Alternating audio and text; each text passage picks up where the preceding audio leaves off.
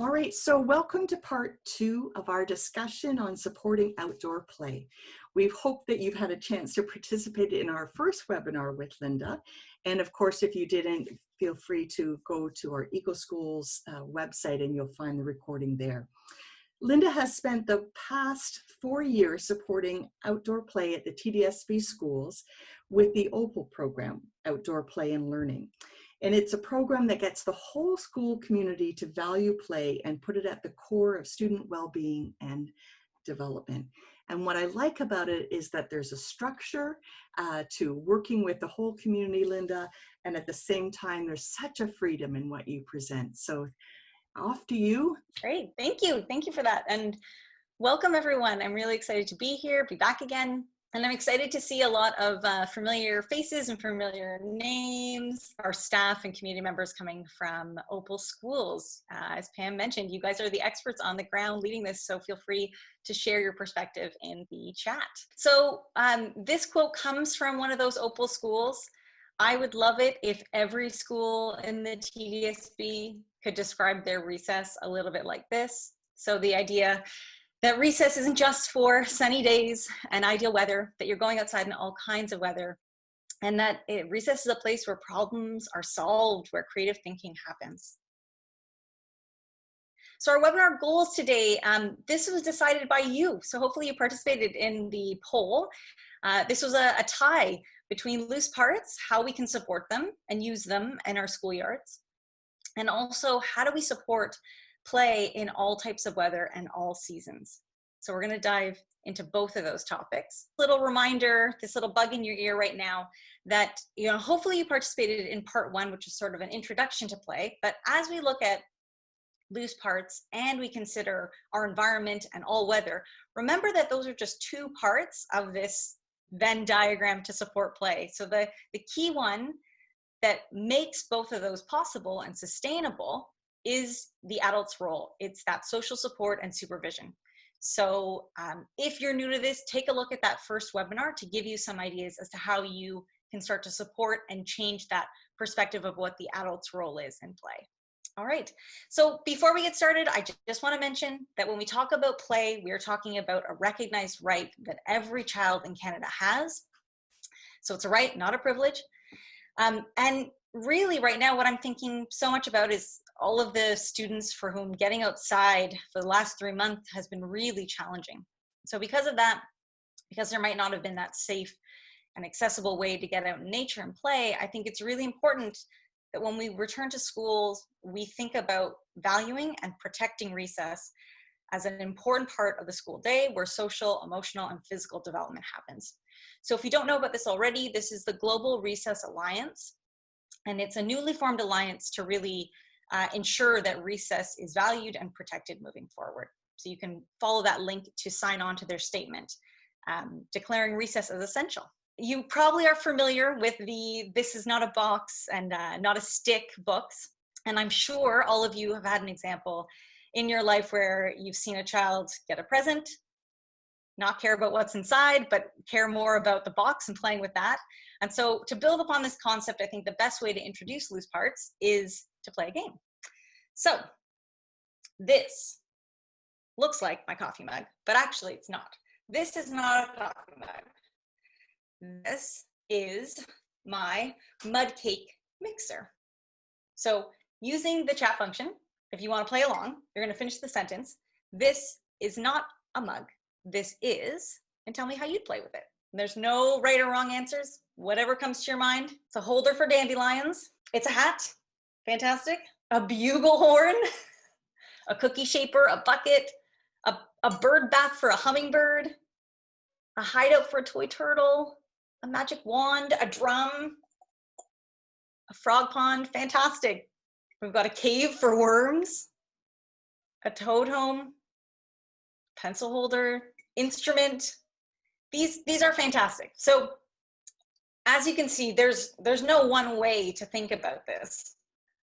An echo machine, amazing. This is what's great about loose parts, is that because we've blown this wide open and said this can now be a vessel for open-ended possibilities, not only do we have creative play happening, but also we have different perspectives, right? We have different ideas and voices that get to be shared. A snail house, these are fantastic. A quick example about this from a school in Scarborough, a TDSP school. So in this school, as they built up their loose parts collection, they had a sort of strange looking cutting board in the shape of a wine bottle. And in morning recess, it was used for kind of a mud kitchen situation for play. And in afternoon recess, it became a cricket bat. And I think that's great because for me, it shows, again, the creative open-ended possibilities, but also that it was a child leading how to play cricket and bringing their experiences and their knowledge and sharing that with their peers. And interestingly enough, at this school, they actually had cricket equipment. So they'd had some experience and exposure to it in phys ed, but this happened at recess. So the cricket equipment wasn't around, but that student had the ability to lead and to share their knowledge. So that's really, for me, where the magic in loose parts lies. It's important to remember that when we talk about loose parts, it's not a new concept. It actually, the theory originates back in the 70s, where it can be described really as variables. So loose parts could be textures, sounds, smells, shapes that children love to explore and to discover and invent and create with. And in less academic terms, you can think of it as items that facilitate different kinds of play. You could be thinking about natural loose parts. So those might be items you already have in the yard, or maybe items from nearby nature that are brought in. Or you could be thinking about recycled and upcycled parts. This is great because it's items that might otherwise end up in landfill that are given a new lease on life. And so while it's easy to get stuck on thinking of just the items, I want you to challenge yourself and think about loose parts from an actions and affordances perspective. Can you move it? Can you combine it? Can you change it or alter it? That's where the value of a loose part comes from. Its ability to inspire some of that creativity and movement. And this flows really nicely into something called affordance theory. And that's basically this idea of an intended purpose versus potential. So that we should be viewing an item for all the things it has the potential to be. So the example they give here is of this little wall. Could it be something to sit on, something to jump off of, something to hide around or balance over? And that's really what we're talking about with loose parts. How many potentials does an item have? So what does this look like actually in practice? I'm going to pass it over now to Sherry McEwen, who's a teacher at Cedar Drive Junior Public School. And for the last 2 years, they've been working on improving outdoor play, and specifically have been building up an amazing loose parts collection. So Sherry, I'm going to invite you now to unmute yourself and to share a bit of your perspective. Well, welcome to Cedar Drive. We had a very much of an urban concrete yard, and we still do, although we are getting a little softer and a little more green. And before we ever heard of the term loose parts, we started by bringing out buckets and shovels. And you can see that here in this picture. We used to have kids who would come down 3 minutes before recess and roll out some bins full of shovels and buckets, and we would dig. And they would do that twice at recess, twice a day, each recess, and bring the equipment in. There you can see the tubs. The bucket, yeah, there we are. We had some rolling bins full of buckets and shovels. Now, I want to tell you that those buckets were bought on the TDSB through our catalog there, because we did start with the dollar store buckets, and they broke within a recess or two. These buckets were well worth the money, and in fact, our parent council bought them for us. They've also bought us some shovels. In the other bin there, you can see we actually had a whole, that is actually filled right to the top full of shovels, because we cannot have enough shovels. We discovered that those Fiska trowels, which are a little bit pointy, they're actually way more fun for the kids. They last forever. They don't break. They were maybe a $4 or $5 purchase. And again, in the second year, our parents purchased those for us. But the TDSB shovels, again, bar none, were the better shovels. Don't buy them from the dollar store. OPAL gave us one of these little gadgets here that we added on to the faucet outside the school. This is the caretaker's faucet. We called it a water bib. I didn't know what that was until this Lixit came along. Now the Lixit just gets screwed onto that faucet, and it's meant for dogs who would come and with their tongue They would press the little lever and a little drip of water would come out. Well, that transformed our buckets and our shovels. The water play, it was just an absolutely amazing. The kids would bring over, now we're into real loose objects. They would bring over their pots and their pans, their buckets, their coffee cups, whatever. And we had water play for the first time. What a change. It was just amazing. And before the Licks It with water play, we had muddy puddles. And the muddy puddles, they could not get enough of them. One thing I think Linda asked me to mention is that we found having a lot of similar types of equipment to be really helpful. A lot of shovels, a lot of things that they could fill up, a lot of pots and pans. Other schools might have one wedding dress and one suitcase. We found for our school population of 800, having a lot of similar was really successful for us. So after, moving out of kind of purchased buckets and shovels, we actually really did move into loose parts the last 2 or 3 years with the help of Linda and her team. And winter play, speaking of all weather, became a very big thing. Again, pots and pans are just the favorite item ever. Milk crates, you cannot go wrong with those. And this winter, for the first time in the 20 years I've been at my school, we allowed the children to slide down hills. Can you believe it? And again, snow is the cheapest, the best, and the most fun loose part ever. Sliding was amazing. I don't know if you have questions about the sliding, but we actually did do a lot of build-up. We did assemblies about how to slide down on your bottom, feet first, without your head on the ground, where to walk up so a slider going down wouldn't take you out. Best loose part ever. Over on that left-hand picture, you're going to see tarps and you're going to see ropes. Now, the tarps are absolutely a wonderful loose part. They end up being the base, and they really seem to define a play area for the kids. It becomes the bottom of their floor fort, a place for a picnic. Ropes are huge, and in fact, not at lunchtime when we have lunchroom parent supervisors, but at recesses, we allow the ropes and tires to be made into tire swings. Now, we've had to control it. We have too many children at lunch with our parent supervisors, but the ropes became, and tires, making swings and the kids swinging was just incredible. You're going to see a great mud puddle here.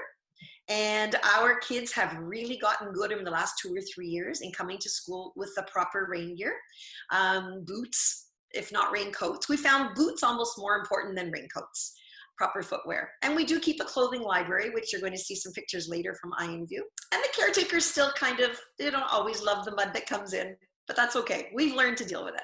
Is there anything, Linda, that maybe I could touch on? I mean, you started so well with the sand, and I would just kind of encourage everyone to think about what you already have in your environment as a great loose part and what you can kind of build on, because that seemed to be a really good a good point for you guys to start with. You had this wonderful feature. I know you got a top up of more sand, and you really thought about extending that particular environment and making great play opportunities there as kind of a jumping off point. So that's a great place for people to think about starting. If I could put in a plug for sand, it would be that your sand pit cannot be big enough and it cannot be high enough. A sand mountain, the more shovels you have, it is phenomenal. And you may have to set boundaries. We actually had to say the sand stays in the sand. The sand doesn't come to the opal forest. The sand doesn't go over to the water source on the pavement. Sand stays in the sand. The water can come to the sand. Your sand cannot be big enough. Even the big kids, they're really, like, the grade 5s and 6s, they love the sand play. So Sherry, we have actually a question, and perhaps this is both for Linda and yourself. The OPAL document that we're quite familiar with is the Ontario Phys Ed Equipment and Advisory. I'm not sure if I'm getting all the letters correct, but talking about helmets for sliding. And so the students in your photos were not wearing helmets. How did you, or where are they now? Where's your helmet use now? So on that particular hill, we don't use helmets. We're not using toboggans. We're not using sleds at all. And in fact, we just made sure there were no cookie sheets out, because those aluminum cookie sheets, that's what they wanted to use. So for us, sliding down the hill was only if you had snow pants. It wasn't even if you had pants. Yes, helmets are suggested. and not required. I believe that sleds even have to have brakes. I mean, there's all these kinds of requirements. We had a very gentle hill, and we did lots of instruction, and I am the phys ed teacher. So what I did was I took the classes out multiple times, and we practiced, head off the ground, feet first. We actually made signs which aren't shown here, and we hung them up, and we had an assembly. We talked about it in the staff meetings. So there was a lot of pre-teaching there, but no helmets. Great. And there was a safe risk that we were taking. Great. And I think that's well addressed in the first webinar, Linda. I know you talk, and Sherry, they talk about, risk and going through the risk versus hazard. And so by, calculating and looking at the benefits of the risk, it's really important that you've pre-trained or, front-loaded the activity with the kids. There is another question about the ropes, and I'm just, whoops, it disappeared a bit. Let me just scroll up. Ropes and tires, and how did you handle the safety with the ropes and tires? So maybe what I could address here is the supervision schedule. So prior to making our yard duty schedule, we had to find out which teachers were OPAL teachers. Not everybody is comfortable with it. Some teachers want to be at the basketball nets. Some people don't want to be near that kind of play at all. So first of all, we have OPAL type teachers, outdoor play and learning teachers, who are comfortable with this kind of risk. So that was the first part. And we put them in the areas where the loose parts were. So the tires and the rope swings often came out when we had the most comfortable teachers out in the OPAL area. And the children just had to know that today there are no ropes, there are no tires. But when Miss Roberts is out, for example, there's always going to be the opportunity for a tire swing.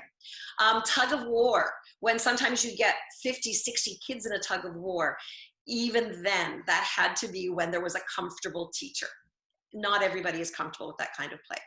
The other thing I wanted to address is that in our supervision schedule, we also discovered which teachers would be comfortable going out 1 or 2 recesses in the cycle, 5 or 10 minutes early with their class. And those were the teachers in the morning recess who brought the equipment out in front of our OPAL storage. So when the yard duty teacher came, there was no supervising of pulling out equipment. That teacher was just on supervising safe play. That's great. And it's so great to hear all the systems you had in place. And I know through the program, it was a series of meetings and discussions. And some of our other questions we'll leave for now. So thank you for those who've asked them. We'll just continue on with the presentation. Linda, is it over to you now? Thanks so much, Sherry. Yeah, and thank you. I see there's some questions around weather and kind of wet and mud, and we'll dive into that next. So hopefully we'll get a chance to answer some of that. But what I really liked from Sherry's perspective was that there was an honesty there that rolling out loose parts is going to be slow. It's going to be hopefully a balance of where your students are at, how comfortable you feel like they've got the ability to manage them, but also where your staff are at and how comfortable are they with the loose parts. There's such great benefits to going gradually when you're introducing loose parts.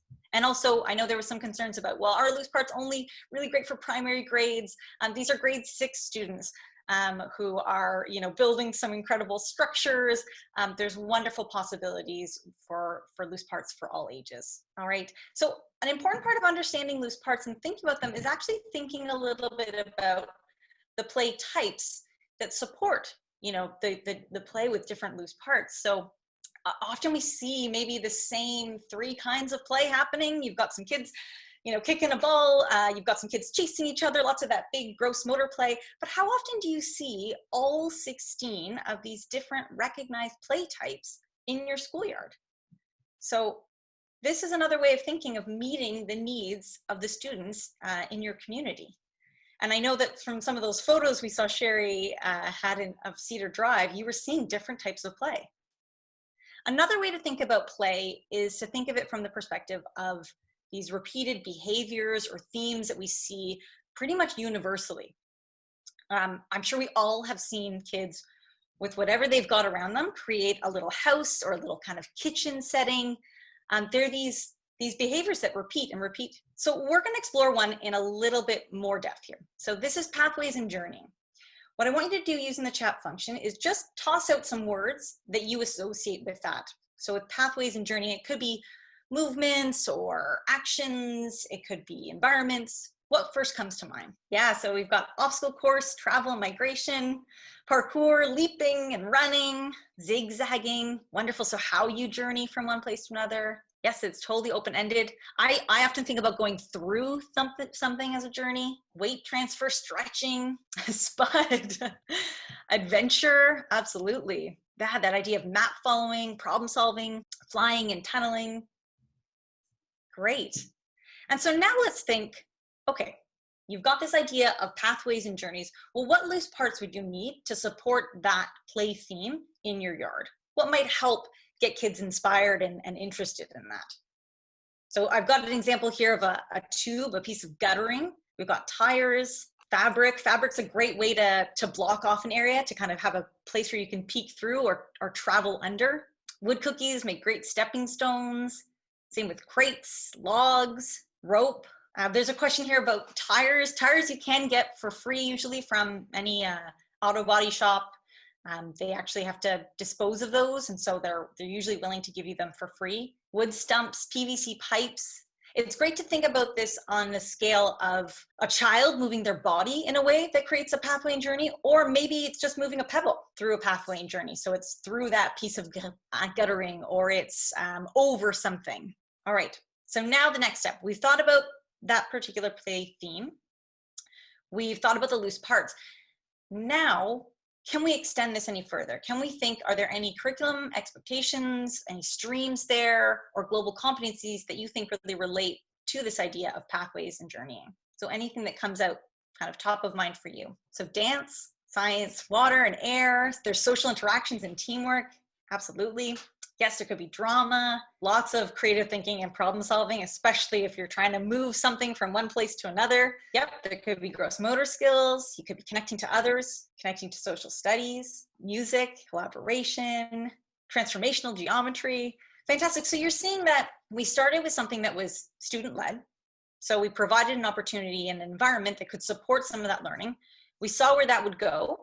And then you can connect that either back in your classroom based on what you saw happening outside in recess, or maybe as part of your class, you're going out with some of those loose parts and exploring those concepts outside. So there's great ways to kind of take this and extend it. So some of the other common play themes that you for sure have seen before, maybe just didn't know that they were categorized as such. So we've got adventure, seeking out that risky, challenging play, becoming at home, that idea of a shelter, a den, or cubby space. Prospect, seeking out different perspectives, different viewpoints and vantages. Pathways and journeying, like we explored. Hunter-gatherer pursuits. How many times have we seen kids collecting things from the yard, maybe hiding them somewhere else or arranging them in a particular way? And then anthropomorphism, connecting to wildlife and, creating little spaces for creatures and wildlife. So there's lots of different ways to think about play and supporting it. Some of my top tips. So the first thing is that this idea of upcycled or natural parts, they're best because they have low value. Because something is old and at the end of its life cycle, I can let it get played with in any way possible. So I've seen kitchen pans that have been stomped on until they are flat, because the best play for that particular child was to see how much force they needed to put onto this metal pan to flatten it out. And because it costs us nothing and it's very low value, we could let that happen. You also want to start thinking about what you have. So start small, use what you already have. I like to give the example of a cardboard box day. So just collecting boxes from your school site and bringing them out for one extended play period. And sure, they're only going to last that one period, but that's okay. They can be broken down and recycled afterwards. It's a way to kind of dip your toe into loose parts. Work with your community.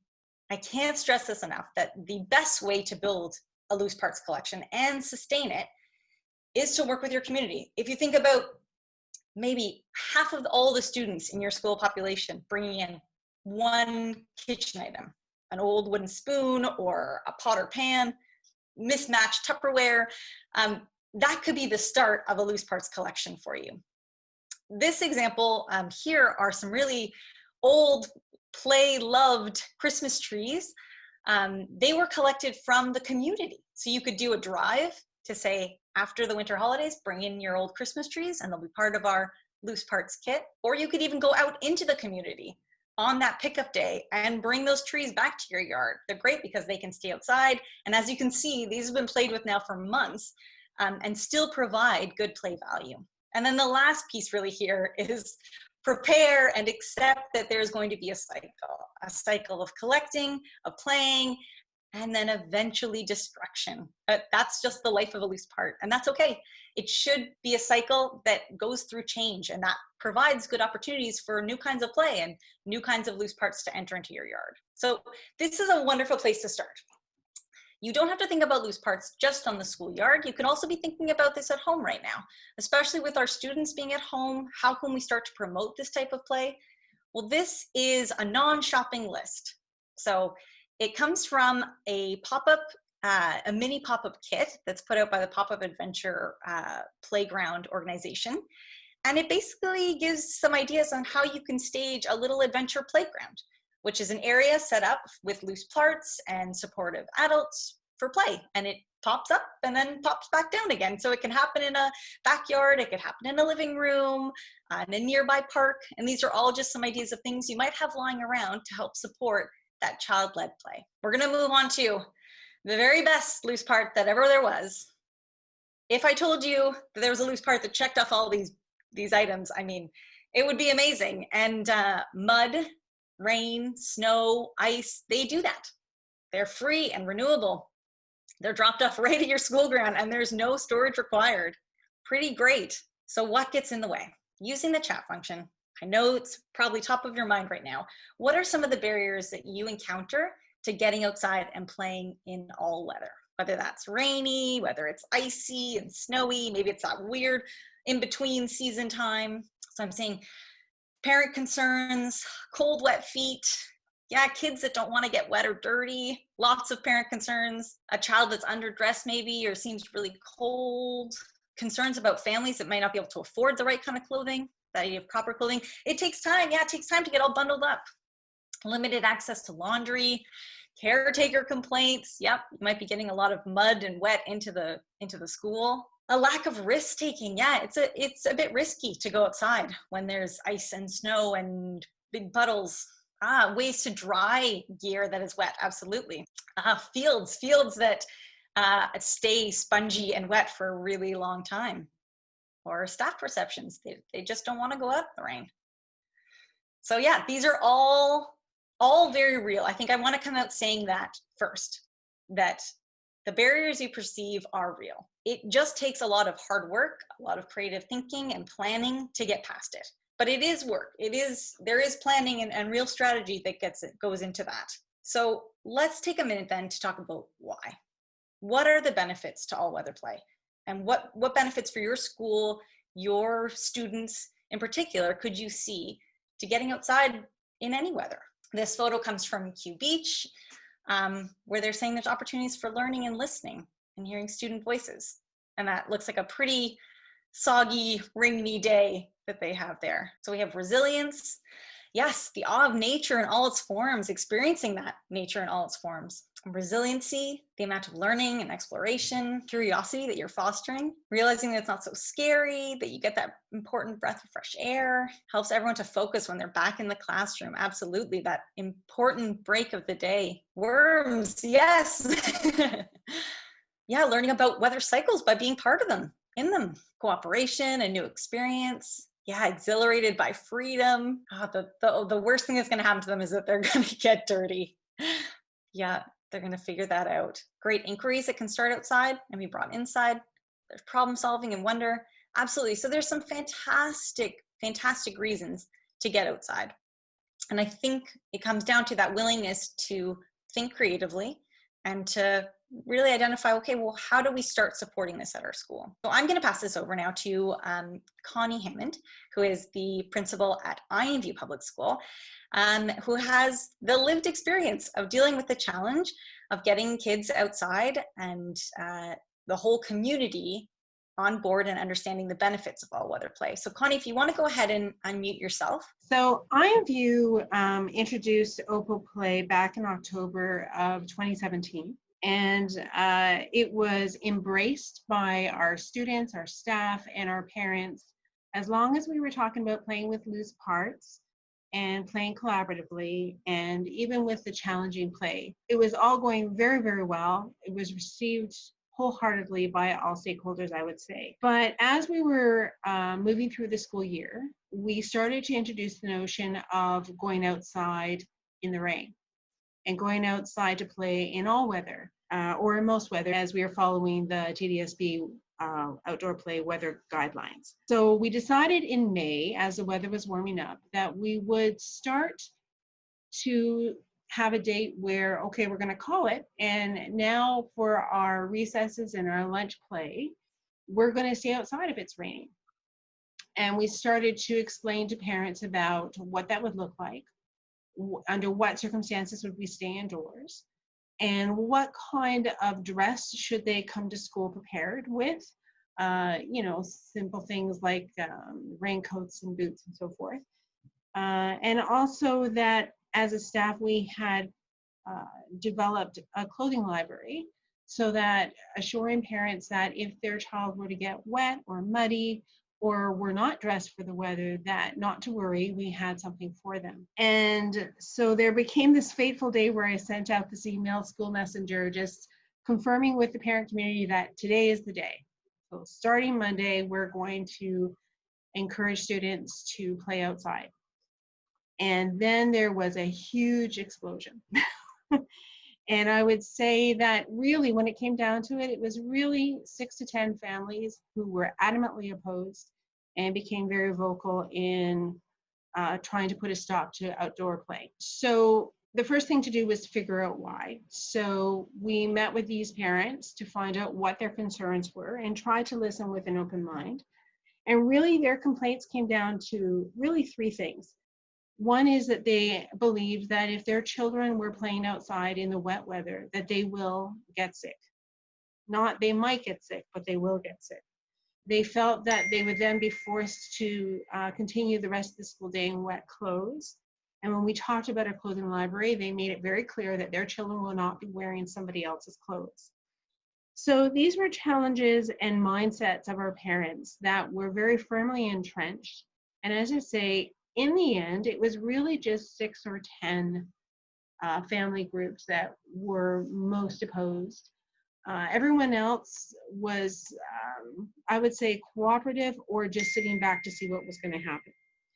So one of the things that we realized eventually is that in our school, we are a model school, and I would say that our school is really divided in half. We have half that are fine financially and are able to provide for their children. We have the other who, if they don't get to work, they don't get paid.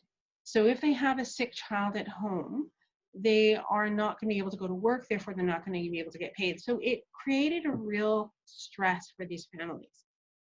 So we realized that we needed to find a way to work around this.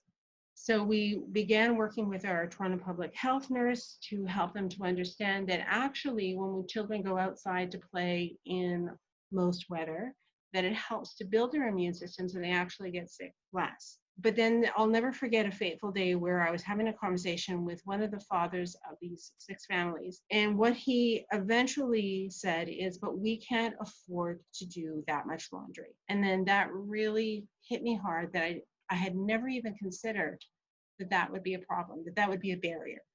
So we sat down to work as a staff, and this really was a whole staff planning and experience. That every staff member was engaged, and every staff member, I have to say, just jumped on board.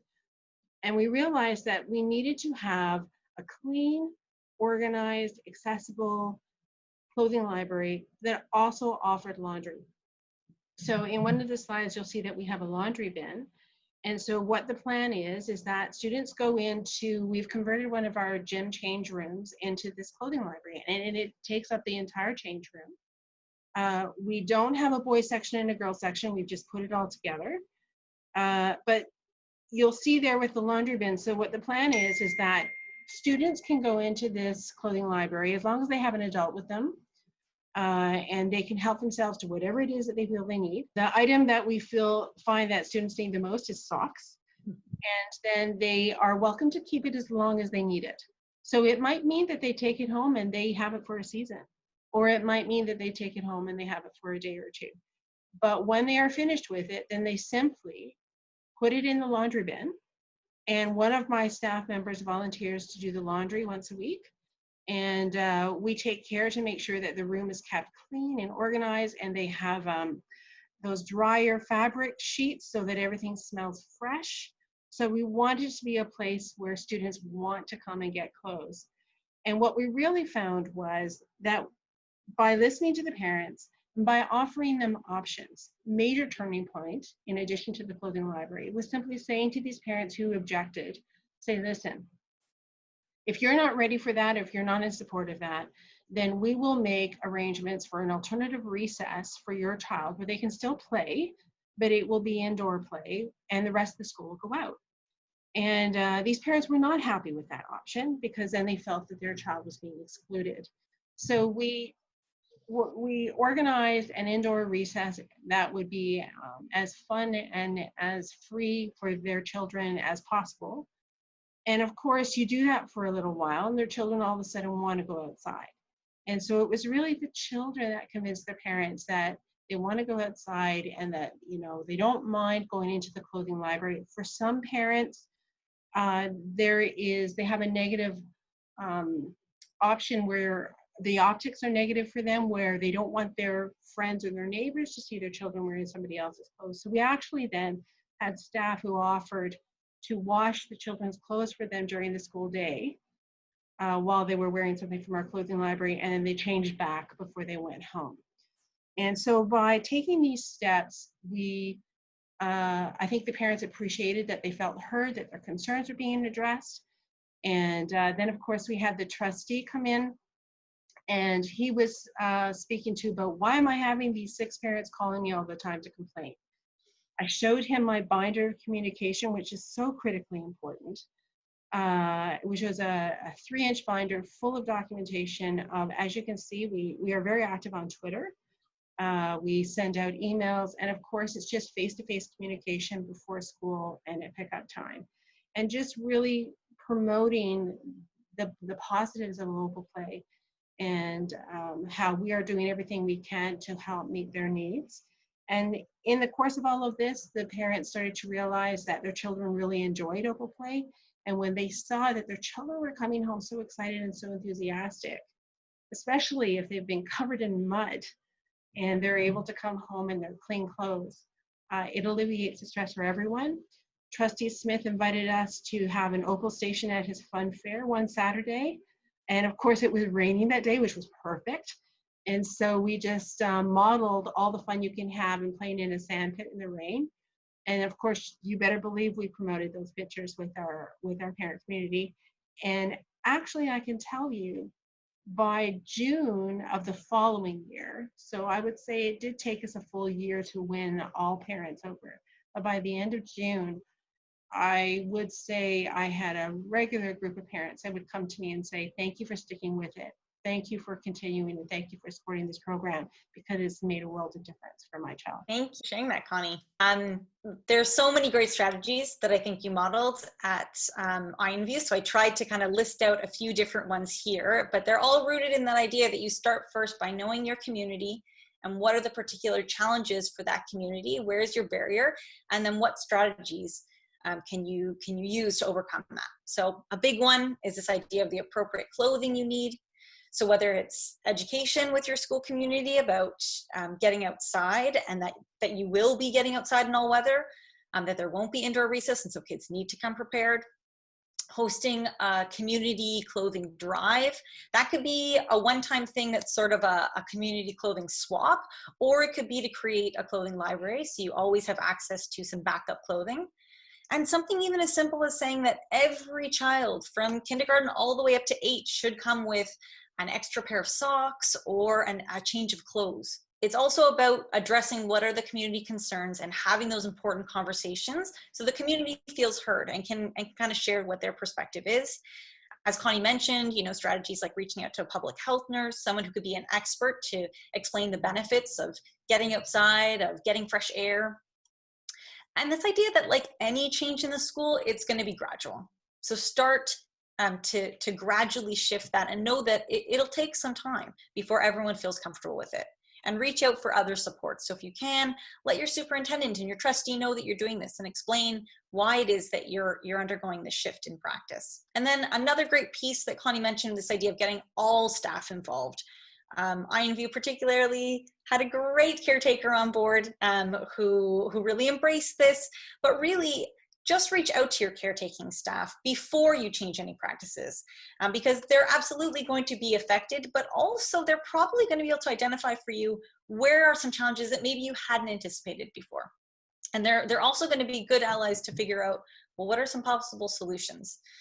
That could be something like being proactive about mud and wet. So whether you just need extra entry mats, stiff bristle brushes for brushing off extra sand or mud that might be on kids' shoes, or something bigger, like maybe considering that if it's a rainy weather recess, maybe you have to use a different school entry or exit point because it's actually easier to facilitate cleanup or getting to the washroom. And then again, that really simple solution of does every child have indoor shoes so that they're not tracking mud or wet into their classroom environment. Great. So Linda, we have a question for Connie. Connie, can you go through again when the students were able to access the clothing bank? This became a gradual process, as Linda was saying. So in our first year, as we were, as a staff, learning and understanding what our student needs are and what our parent needs were, we began by just polling our staff. And so we said, if you have any, and we identified the items, and we started, of course, with the winter wear. And then eventually, as we moved into spring, we switched it to the spring wear. And so that became available to students right immediately. So it wasn't hard for us to identify where we were going to have this clothing library. But really what made the huge difference for our students was when I gave, I think, 3 or 4 teachers a full day release time to just go in, because at that point, I think I had maybe 10 garbage bags full of clothing. Of course, nobody really wanted to access it. It didn't look nice, it didn't smell nice, and who wants to wear that? So we realized that we needed to make it appealing. And so by giving those teachers just that one day release time, it made the world of difference. I said to them, just go out and buy what bins you need, because we knew that just having clear bins that were all the same size, again, it's all those optics that make students want to be able to wear these clothes. And then if the students want to wear the clothes, then the parents are more amiable to it as well. So I would say that in the first year, not a lot of students wanted to go into the clothing library just because it didn't look or smell very nice. But by the second year, well used every day. Great. Oh, that's great. And then in terms of access, was it before school, during recess, at lunch? Oh, I see. Oh, both are good. The access was usually on agreement between the classroom teacher and the student. Okay. So we wanted the child to go, even if it was an intermediate student, we wanted them to go with an adult or another partner, just because we didn't want everything to be thrown asunder.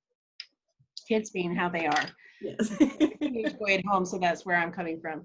But so really, as long as it was a time agreed upon with the teacher, maybe it was a downtime or just before recess, we were pretty flexible, and we kept the door unlocked. So it was always available. Wonderful. Thank you so much. And I'm seeing the chat that lots of people are appreciating your perspective. So thank you again. Yeah. And I just wanted to put a plug in here that no matter what it is you're doing to really encourage positive communication in whatever channels that works best for your community. So these are examples from social media. They're examples that show play, again, in all weather, really promoting and highlighting it, even in things that you wouldn't really imagine. So there's a snowball throwing zone at a school that are using snow as a loose part. And they advertise this and talk about how it's a choice to enter into that area. So they're really promoting positively what they're doing. At Crescent Town, they held a fashion show for how to dress for different seasons. And the students modeled what to wear and had conversations about that. So again, it was that positive reinforcement of you know, so-called bad weather days can be lots of fun. We just need to be prepared for them. So my final kind of tips for this would be, again, go slow, provide that ongoing support. Think if you're going to change your policies, maybe start with just staying outside in light rain. And then think about using loose parts with this. So there are some loose parts that make rainy days the best days possible. Funnels, tarps, tubes, those could be items that maybe just come out when it's raining or snowy out. Working with your community, as Connie talked about so well, not against, and really remembering the why. Why is it you're doing this? For me, it comes down to the fact that, you know, 9% of children in Canada get the 1 hour of active physical activity that they need, right? And that's on a great day when maybe they got recess. So I'm thinking about that, and I'm going to be promoting that when I talk to my community about why we need to get outside in all weather. So for more resources, if you're really excited by this, you can check out Play Scotland. They have 2 really good loose parts kits. And you'll recognize maybe Juliet Robertson from Dirty Teaching. She's one of the co-authors of those kits. Also, I mentioned before that mini pop-up kit. It's a great place to start when you're thinking about loose parts, but also can work for a school or at home. And then if you want to see more loose parts in action, Evergreen has got 2 great video series that you can check out to see what it looks like in a school environment. Okay, so I'm just going to kind of wrap up with a quote that comes from the Welsh government play policy. Yes, there are places in the world that value play that much that their governments have put forward a play policy to show that they care about it. So in the play policy, they state that play is fundamental to healthy development, not only of individual children, but also for the society in which they live. And I think that's just such a wonderfully simple but powerful idea, that when we invest in outdoor play and the development of our kids, we are supporting a better future for us all. So thank you all for joining us today. I hope we've helped to kind of answer your questions and get excited.